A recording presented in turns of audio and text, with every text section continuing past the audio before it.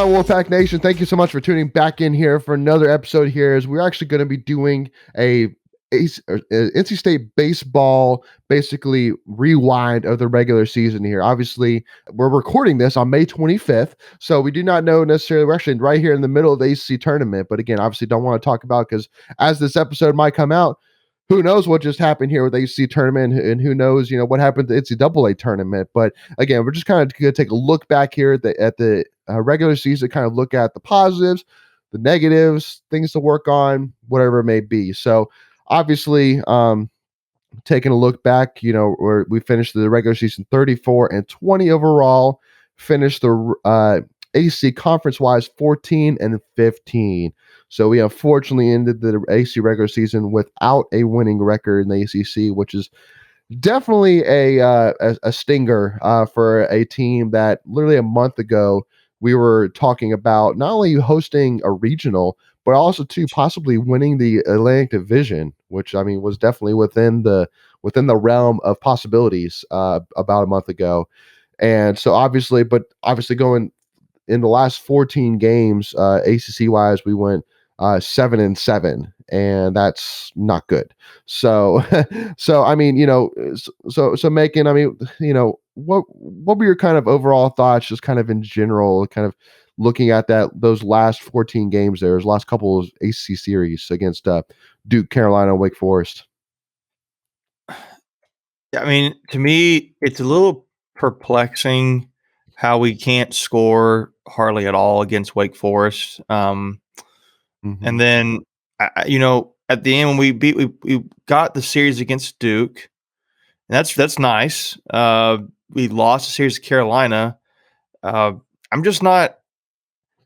I just don't know what this team is. I don't even know if they really. I think maybe it's just young, but they're just inconsistent, and I don't know what would make the difference for them. I think it just comes down to maybe some pitching and some just defense, but yeah, I don't know, man. It's just odd seeing it be able to. Some nights we can score like when this game's been recorded. We got the Wake Forest win the AC tournament's already happened. Like we scored 11 runs, but then we can't score 4 in 3 games against Wake Forest. Just like a few days prior. So the same team. That to me is baseball, and it's just each game is so different. Right. But I have nothing more than that. It's just odd. They're not a bad team. They're not really a great team either. So I don't really know where they are. It's like when you can see the flashes, but it's just in spurts. So I don't get it. I kind of almost describe it as that we are a good team with a lot of great pieces. Like that we have a lot of great pieces, but just it's not molded yet, really. Greg, do you have anything to build off of that? No, I think Macon pretty much, nailed it. It's just we're so Jekyll and Hyde. I don't know what team to expect. And it's usually like something is just our Achilles heel, whether, we'll score like take the UNCG game, for instance, we lose 13-11.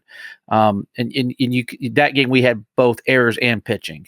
One game, like Macon said, UNCW, excuse me. Yeah. My apologies. UNCW. You're good. But it just, it doesn't make sense. And, we're one pitch away from getting out of it, and then we'll make an error, and then the floodgates open. That's happened so many times. And when you play good caliber baseball teams, you can't give them extra outs, whether that's a walk, whether it's an error. Sometimes you can't recover from that. And we had some little bit of bad luck in that Carolina series. Like I feel like we should have won that series at least 2-3, if not swept it. We had a little bad weather. We couldn't grip the ball, and as soon as the rain stops, we get out of the inning, and then they get 1, 2, 3. So we should have won. We should have won those series. I see you laughing over the Macon. What you got? I'll tell you later. I'll tell you in a little bit. Okay. Well, you know what? We'll just keep it this way. Whatever just happened, Tommy White happened. Okay, so Tommy White happened. He hit another home run. Okay. No. Yeah, no. So again, for those, Spoiler alert. We're recording this during the Miami game, unfortunately, and so I just spoiler. saw a bunch of Twitter feeds just says like Tommy, all caps, like holy dude. crap. So that's a good segue. We can talk about Tommy for his season, the regular season. Well, again, and so I'm want curious. to add this real quick. We were just saying. We were just saying beforehand, like right now, when we started this episode, it was 4-1 Miami. I feel like we can talk about this. It's our show. We can do what we want. Okay, it was 4-1 Miami, and Tommy White hit the home run at 1-0. Miami hit a home run. It's 1-1. They had a guy come up and they had 3 home run. And I just told you guys. I said at least it happened at the beginning of the game and not the end. But and we're talking about being inconsistent. Maybe this is the good, knock on wood. Maybe this is the good NC State this weekend. I mean, if we're getting runs, maybe at least we're getting obviously a really good showing for Tommy White. Yep. I mean, that's a big deal. Like you just got it was a 2-run home run. So now it's 4-3 Miami, but sure. This is a team that's what I'm talking about. Like you know Tommy White, we mentioned him you can make your comment later Leighton, about what you think. Where would we be without him? Yeah. Exactly. Right. You could argue the same thing for a lot of sports teams. Like, sure. I'm trying to think who that was I mean, you could Terquavian Smith in basketball, Darion Sebron in basketball. You'd be like, where would we be without those guys? So just those two. Right. Devin Leary in football. Bad. Like, right. I mean, there's a lot of great Carolina Hurricanes and Toronto. Get out of here with that. Yes. Anyway, but no, I mean, and my thing is though, it's just I don't really know what we're getting. Like, no, yeah, and I really think a big part of it is pitching. I think the absence of Sam Highfield this season is a narrative. I think difference. I think Villeman's been playing about what you would expect, and I mean, I don't know if he's been worse, but I think he's been like. Okay, but you're getting at least what I thought. I didn't think. So my thing was, I don't see him made a leap. I think he's just right where he was. That's what I think, and that's my opinion. I could be wrong. No, it's fair. It's fair. It's fair. It's fair. It's wrong, but it's fair. You can be wrong, and you can have your opinion on it. Hey, as long as you own it, right? You're owning it, and that's all that matters. Well, hey, he's from High Point. I live in High Point, so I got to stick up for him. So, but fair. I don't know. I just think there's. Pitching could be better this season, and I think we're seeing that in different cases. I think Kanan Silver has nice moments. I think Willidson's had nice moments. Yes.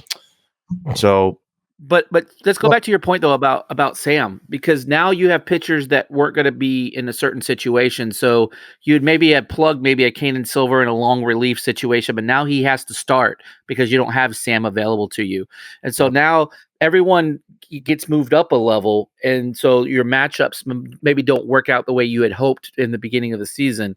And you have to adapt, obviously, and we haven't done that at times. But you can't overlook the Sam Highfield injury. Right. No, absolutely not. Well, I mean, again, this is a guy that has pretty much taken the world by storm, obviously, from his performance last year. But I mean, even going into this year, he was, I think second or third team All-American, something like that. Yeah, he was up there. Yeah, so again, you can't ignore that. And any team who loses their ace pitcher is going to feel it. You're going to feel it. Here's the other thing: you were expecting them to eat up about 5 to 7 innings an outing. So now you're not having to expose your bullpen, and especially if you know that potentially is not going to be one of your stronger areas in the season. Because if you look at the way we ran in that College World Series last year. We were going deep in the game. We were rolling with 4 pitchers that whole College World Series playoff run last year. Right. So absolutely, yeah. And again, make it to your point too. I mean, like it's just more unfortunate, really, of anything that we have to really that even thought of Chris Villeman as even a thing. Because honestly, heading into this year, I really did think that. I mean, Chris Villeman could be a beast of a closer for us, an absolute beast, and he showed signs of it, but he just has more times than not, unfortunately, not been what we have expected. And so I mean, right now he has a 3.86 ERA, which is not what anybody wants in a closer, for an ERA. So but again, I think that for me, it's kind of like looking at this year, there's a couple of different things you can attribute to. First of all, relief pitching's been an issue. Obviously, been shuffling really just the loss of Sam Highfill. That's that. And then the inconsistencies from the batting side, but also to the youth as well. I mean, obviously, again, just like we've been talking about, really, we've been talking about in the live streams, episodes, whatever it may be. But just as a reminder again, that we really didn't figure out our starting lineup, like who our normal 9 hitters were going to be until halfway through the season, really. And most teams, pretty much ever since, like basically what winter practice, already know who their starting 9 are going to be. Already know who their 9 are going to be, and then also they know what position they're going to play. But again, I mean, Tommy White at one point to start the season was playing first base, but we all knew eventually he was going to be DH, and then Dominic Pololi, who was DH coming off an injury, yeah, right, and then he went to left field, and then and then Gino went to first base. Just there's all these just shuffles. So again, how can you master the defense of your position if you haven't been playing it that long? Again, so the hope is that with most of the guys besides the JT Jarrett and Devontae Brown, so assuming that we only lose those 2 guys, then you're because again, heading into this season, again, those were your only 2 guys you had heading into this year. And so now next year, you're basically getting the opposite, where you're getting 70 of your guys back, hopefully. Again, it's who knows with the transfer portal, just who the heck knows. But so going back to Chris for a second, like there was times we were bringing him in the 7th inning, like right, which is odd, and that's not what you want to do. Yeah, right. Because, and again, I think you can pinch some of that back to Sam being out of the lineup, because if you look at major league teams, they have roles. The guy's a long reliever, he's a lefty specialist, he's a 8th inning guy, setup guy, and then you have your closer. We didn't have those clearly defined roles, and so Coach Avent was having to shuffle through and just who's available, because when you score 11, give up 11 runs in a game, you're going to go through 3 or 4 pitchers. So like, who do I have available that has some pitches left in their arm? Right. So you just don't know what you have potentially any given night. Right. Absolutely. And, but again, wanted to kind of talk a little bit here, though, looking at the statistics, though, and kind of talk about Tommy White, though, because for those who don't know, because he deserves to be talked about more and more and more. It really because again, I just want to say that again, everybody talks about his home runs, but you may not even know that he actually led the team in batting average. Yep. So 371, 359. Okay, went down a little bit. But, still hitting home runs, I imagine. Terrible. 359. That's terrible. A power hitter at 359. That's ridiculous. Yeah, my thing RBIs. Is though, like, guys, think about this too. Like, he just tied the NC State record for home runs at 25. So he is literally arguably single season, greatest. He is arguably the greatest home run hitter slugger we've ever had. And already, and he's still got a few more games he could play postseason. So but this one, I think the other guy, I just was looking at a tweet that he ties some guy named it's funny, his last name was Turtle, or his nickname was Turtle. I can't remember his actual first name. Where's it at? Ertl. Either way, he tied the home run record. Turtle Zaun, Zaun, has the 25 home runs in NC State history. I don't remember what year that was, but his name was Turtle, like the animal. Turtle Zaun. Gotta be a long time ago. For the name like Turtle, it's got to be a long time. I think I don't know who Tracy Woodson is. I see another name that's popped up that they might have 25 as well. But either way, you're watching one of the greatest single seasons that NCAA players ever had, and he's not done. So I believe the all-time record is only like 56. I don't know why that number jumps at me. It's like 53, 56 in a career. Yep, in a career. Yeah, yeah. So there's a player on, I think it's Tennessee's team, who's got like 30 some home runs right now for this season, but I don't know what his all-time record. So Tommy White doesn't have any of the most in the country. Don't get that in your head right now. But he ain't far off. Before we continue, I want to take a quick second to tell you about our sponsor, Flatlands Jessup Insurance Group, that has your whole world covered, with agents in 5 offices throughout eastern North Carolina to help you decide how much coverage you need, offering policies for home and auto, recreational vehicles, commercial, crop, health, life, and employee benefits. They are able to combine options to find a comprehensive solution that works for you. Flatlands Jessup protects the things you love so you can spend less time wearing and more time enjoying them. Find them on Facebook and Instagram at Flatlands Jessup. You can also visit their webpage at www.flatlandsjessup.com. So please make sure to go and check them out. I'm trying to figure out how, and I meant to look this stat up, and maybe you guys know it off the top of your head, how he didn't get Player of the Year. I know the kid from Clemson got Player of the Year. I don't know what his stats were, because I mean their season wasn't any better than ours, so like I don't know what the difference was in their stats. And so looking at it here, so because home runs wise, Tommy was third. Max Wagner had 26 home runs, and then Kevin Parada had 26 as well from Georgia Tech, the catcher from Georgia Tech. So, so was the Max guy, the first name, is he the kid from Clemson? And he had a 379 batting average. So probably 379 batting average and 26 home runs compared to Tommy's 350 batting average and how 23 many RBIs? Home runs. That's a good question. Let me look at that real quick. Let me pull up his stats. He hit a 2-run 74. He had 74. Okay, all right. And Tommy had 68. So he was right there. Was right there.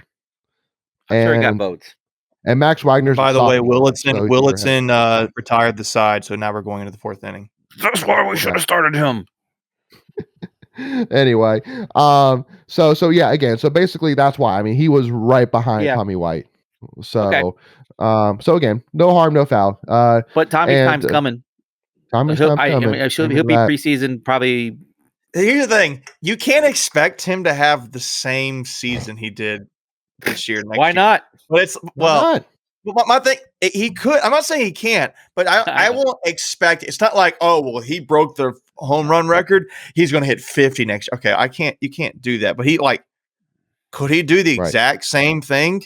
Yes. He could. I just don't think it's unreasonable with a better team, another year of experience. Only thing I could say is our guys just going to intentionally walk him every time they see him. That's exactly what I was thinking, because I tell you right now, he's not going to see another pitch this game. He's not going to see another pitch this game. I don't think he would either. Yeah, if they're pitching to him, I don't know. Yeah. In what situation would you pitch to him this game? Nothing. If they're up 10-1 or you're 10-4, a bajillion to nothing. Yeah. Yeah. That's the only way. Exactly. But if it's within one run, there's no way they're pitching. Carolina didn't pitch to him. I think one of the games, he had 1 or 2 home runs, and they didn't pitch to him the rest of the series. What would be one of the funniest calls is if they called him to bunt. That'd be funny. Could work. I mean, nobody would see, but he's not like a sprinter. He'd have to be like, it would never work. But it'd be the perfect placement. It'd be like in a shift. If there was a shift, that would be hilarious. Yeah. Well, and one thing which I want to bring up though, because I think this is another issue as well that we have, is and I don't know because again, we definitely need to have Rob back on once the season really finishes, and we'll definitely do this again. But because one thing I want to ask is, how much of an issue is it that we don't really have a base stealer? We don't even really have. How much of an issue is it that we can't watch this game on TV? That's the real question. we were joking about that. It's like we need to have an episode of why the frustrating. On this side note, why can't we get this on TV? Why is it blacked out on ESPN? It's so frustrating. We have realized we can't go to the game tonight. All right. Why does the ACC hate ACC baseball? Yeah. Why can't we have a real? What was your question? Relief pitcher? You said. No, it's base stealer, but close enough. Base stealer, okay. Close enough. Yeah. Yeah. Well, not everybody's Trey Turner. So I mean. Well, yeah. I mean, we don't need necessarily a Trey Turner, but just somebody that can threaten a little bit. I mean, because even JT did good though. Yeah, go ahead. He only had 1 base steal. He only had 1 tip and 1 base steal. That's it. Wow. I would have thought he had more. Yeah, no, that's it. That's one. And Devontae doesn't really steal bases a lot. I think he had a few. I could see a guy like Groover. I feel like Groover being a good base stealer. I think Josh Hood led our team in steals. Peyton Green led. He was 10 for 10. Peyton Green was 10 for 10. I was thinking third base, and they moved. Nobody else had above 7 attempts, which is crazy. So see, the game has changed so much, though. And I don't know. Right. I mean, college is still a little different than the major leagues, but that's just not the style of baseball that they play anymore. It's get on base, ding it. Okay, start over, get on base, dinger. That's just right. Kind of the way the game has gone. I agree. So, but again, also too, one of the things I think that's been a huge positive coming out is Gino Groover, Lou James Groover the third, and Great name. 350. Yeah, indeed. 354 batting average, 561 slugging, 43 RBIs, and 10 home runs. So again, solid stats this year. And I think the only thing which I would look at is he had 10 errors, which is third That on was team. Josh early. Hood had 12. But Correct. that was early because he started in left field, had a couple there, had a couple at Right. second. I don't think he's made too many once he's gotten to first, and I think he's really settled down there. Yes, I would love to see. I know we don't have it here, but I would love to see, just like you said, kind of a breakdown of like errors just on first base, because first base, yeah, he's been very solid first base, and because we got to talk a little bit about the errors. So Peyton Green led the team with 14, Josh Hood was second with 12, and then Gino had 10. So because that's definitely a place that we got to improve next year for sure. But I think again, a lot of that comes back again to the experience perspective of it. Hopefully, we can head into it next season, even And they were practice switching wise. guys. They kept Right, switching them. exactly. Like most of talking Green's about that, yeah. errors would have been at shortstop. Like I think he's been pretty solid once they moved him over to third. Yeah. And then but Josh is stepped up a few on errors, but he's getting a lot of balls hit at him. So that's true. And also too, he's also kind of shuffled as well between shortstop and third base. So, so we'll give him that as well. But again, kind of taking a look back here, obviously JT Jarrett and Devontae kind of, I saw an interesting tweet. I think it was by Rob McGlam about kind of what is the what's the word? Kind of the, what you're leaving behind kind of deal. Like what's your legacy kind of deal. And I think that he kind of basically said it best, basically saying that the legacy really was the renovations of the Doak. Really, I think that was kind of really just what's going to be like behind. They got it done. This was the year that it's finally being done. It's been talked about for years and years and years and years and years that we are way behind the 8 ball when it comes to baseball facilities. And really, it was last year's team that got it in motion, and then it was this year's team that, okay, now it's rolling. Like, it's finally happening this year. And so I think that's really going to be the biggest piece of it. I mean, obviously JT Jarrett, for those who don't know, I don't know if you guys know this or not, but his dad's the coach of Notre Dame. Yeah, that's right. His father is the head coach at Notre Dame. Did you know that? Yeah, no. I thought I maybe heard it once before. But it's like saying Joe Danan's uncle is A-Rod. It's like we know. I know. Unless you live on planet Mars, And there's others though. I feel like there's another one. There was another one. Tommy White's a freshman, guys. Did you know that? Really? Tommy White's a freshman. But getting back to JT's and Devontae's legacy, I think that is like a good analogy, because you can say like the reason we have an updated Carter Finley is because of Chuck Amato and Phillip Rivers. Yep. So I think that's a great thing, because I don't think you get the renovations if we don't make the College World Series last year. And then you definitely don't, but then to play on the emotions of the Pac-9 or Pac-13, that it just kind of wrote its own story. And so strike while the iron's hot kind of deal. Exactly right. Mm-hmm. So yeah, and they were very integral. Unfortunately, JT was really integral in the whole Pac-13 game because he was patient zero. But yeah, poor guy. It was that. Well, obviously that's not his fault. It just is the way it worked out. But yeah, exactly. It could have been any one of those kids on the team. But I think they definitely just captured a nation. I mean, you had Dave Portnoy tweeting out every day about NC State baseball. So like you said, it's just the right time, and we're gonna finally get what should have been done 10 years ago. Exactly. Well, and I mean, obviously Devontae too. When I think back at him too, I think about his performance in the Louisiana Tech regionals last year. That so good. Hot in the regionals last year. He had like 3 or 4 home runs in that series. I mean, every time he turned around, he was hitting a dinger. I mean, it was insane. Amen. And he was making great catches. Like, he was fantastic on defense. I think that's a thing that's very underrated about him, is his defense is so good. Well, you don't expect him to be able to move that way at his size. He's not like a slender, athletic looking guy, but he is very athletic for his build. Well, and unfortunately too, I mean, I don't know a ton about baseball. Baseball is definitely, in terms of like Major League Baseball, is one of the few ones I know really a lot about. But one thing I do know for the most part is really that Major League Baseball, they don't really generally, if you're an outfielder, they don't generally look at your fielding really per se. Really, they more care about your batting. At the end of the day, if you're a great Especially on the batter, corners. they'll teach you to outfield. Like, they could teach you that, but they can't, so.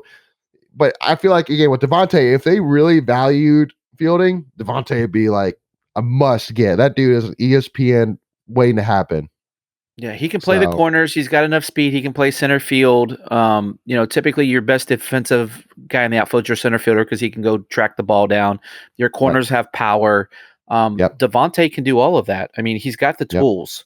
Yes. I would be shocked if he went past the 5th round. Really? Yeah, I am. Really? I think he's top 5 round pick. Wow. Did not. We'll see though. That. No. Yeah. I don't know. I could be wrong. So it's going to happen. Yeah. Well, no. I mean, again, he's got the tools. I love it. Right. Right. Absolutely. So, So again, so David Harrison, Matt Hold'em, and Caden Silver, Devontae Brown, JT Jarrett. Thank you all.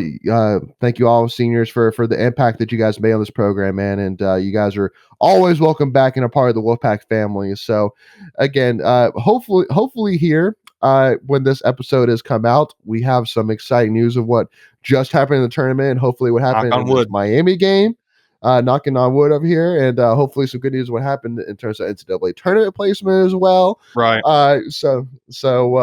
Again, but either way, no matter what, I think that, again, if every state fan could just understand what we were truly getting heading into this season, and as Macon does a fist over there, Tommy.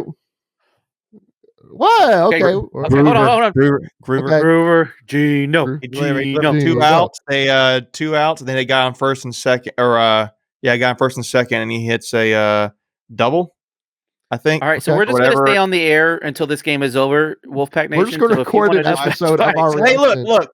We were down 4-1, and I told you it was early in the game. Now it's 5-4. We got to hold. We should have made this a baseball live stream. Yeah, right. Hey, well, but we can't watch it anywhere. We got that for the. If we make it through this game, we've got it for the next game. All right. Yeah. Yeah. Exactly. Let's hope there's a next one. Exactly. Amen to that. Well, thank you all so much. 2 outs too. 2 outs too. By the way, that's beautiful. It's a beautiful thing. But just to finish off with the thought, that once again, if everybody understands we return you to your heading into the season, then I think overall it's been a solid season overall in terms of if you look at what we had coming back this year overall, and with Sam Highfield being out as well. One last comment about this. This game is a microcosm of our season. Maybe. Is it? How so? The season's not over. Okay. No. As of our season has come up to this I want point. you to explain this. Yes, because if you think about it, we get a lead, right? We were up 1-0. They tie it. Okay. They get a big lead. Now we're back in it. We've taken a lead, right? What inning are we in? If it's a microcosm, are you expecting us to lose? Are you expecting us to lose now, Greg? Is that what you're saying? I'm not saying anything. Or are you saying it's because it's a microcosm in that it's unpredictable what's happening? Or okay. Take it. You infer how you want to infer, folks. Side note, does anybody remember the last time Preston Palmero hit the home run against Miami into the park home run? 15, yep. That was against Miami in AC tournament too, by the way. Yes, it was. That was.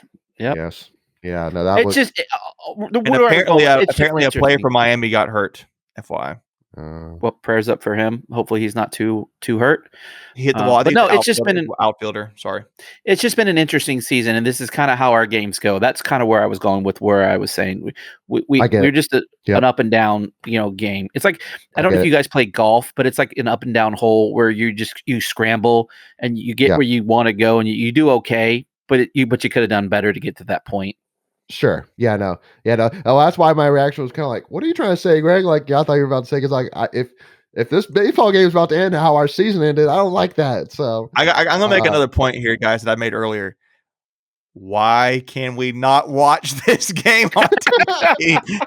This is so stupid. So stupid, ESPN. Okay, I'm done. Yes. Contact your local cable network or your neighborhood in the episode cable provider. In the episode. Thank you all so much again for tuning in. As always, hit that subscribe button, hit that like button, and give us a follow. Tuffy Talk Now on Twitter and Instagram. But hey, as always, y'all, go Pack, baby. Go Pack.